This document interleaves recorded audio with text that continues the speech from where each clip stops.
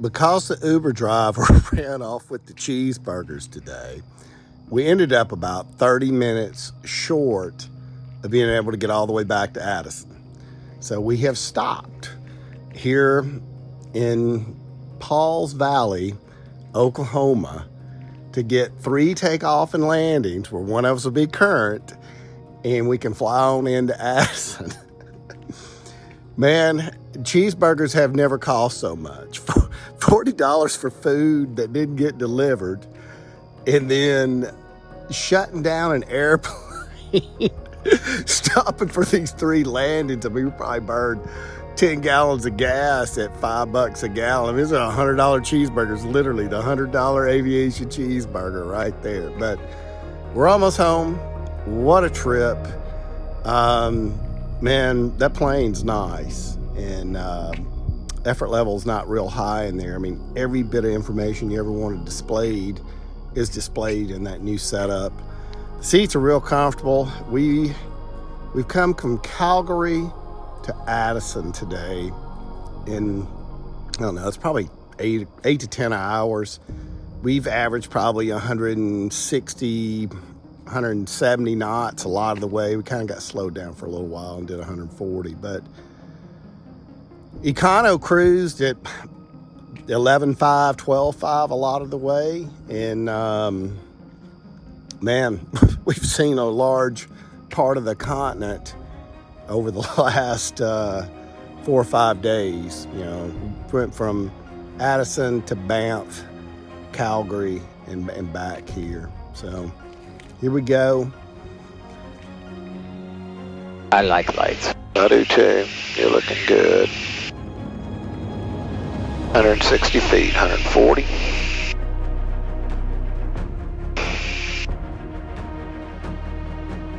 Feet.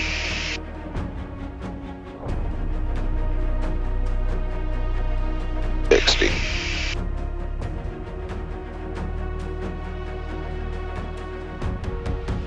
20.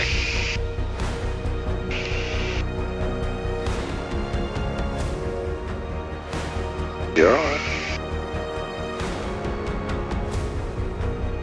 Ugh. Man, I'm just not used to high deck. There's something about closing the hangar doors on a long trip. You know, the world quiets down and you're left with just your thoughts as we taxi here to the hangar. There's something about, you know, traveling this many miles in this few days. I think we were gone maybe 4 days and 2,000 miles. It doesn't seem real to be able to travel those distances on your own without getting on a jet airplane, but to travel it in GA like Christopher Columbus coming across the ocean. And then to think that, you know, this plane has been around the world 3 times. Some old men would get in there and do a lot more adventuresome stuff than us.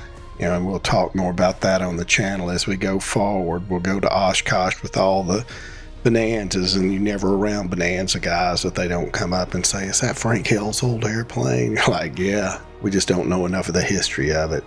So if you're out there and you're an old guy and you know some of the history of it, we would love to hear it. We met a World War II vet the other day at a fly-in that'll be on the channel before long. And he tells us about going to the Arctic Circle in the plane. But flying these long legs, especially at night, you know, it makes you think about the responsibility of it. Every decision matters, every fuel stop, every altitude change. You know, we just ended up probably about 20 minutes from making it home with the daylight over the stolen cheeseburgers, which is really more humorous than anything else. I'm sure the people needed the cheeseburgers. You know, we had to race the daylight the last leg, and then the sun was setting behind us. We had to start picking someplace, and Paul's Bluff ended up being it. Kind of a strange place to stop, but just south of Oklahoma City. You know, at 55, 60, 70 years old, people start saying things like play it safe or slow down. But I don't think we're meant to stop, seeking adventure, which gives us some purpose, just because you got a little gray hair. this trip proved to me that, there's plenty of road left or sky ahead. The key is to prepare, respect the limits of your body and the machine, and go anyway. Too many people let the clock run out without doing the things they dreamed of. I'm not going to be one of them, and I never have been. Ever since I basically retired from Blue Cross 15 years ago and started into sales and had control of my time, I always opted for experiences over stuff. And, this plane's probably my one big splurge at the moment. And while I can pass a medical, I'm going to get out here and fly. This Bonanza isn't just a machine. After trips like this, it starts to feel like a friend. It's got its own personality. It forgives your mistake. It hums along mile after mile, asking nothing but a little fuel and care.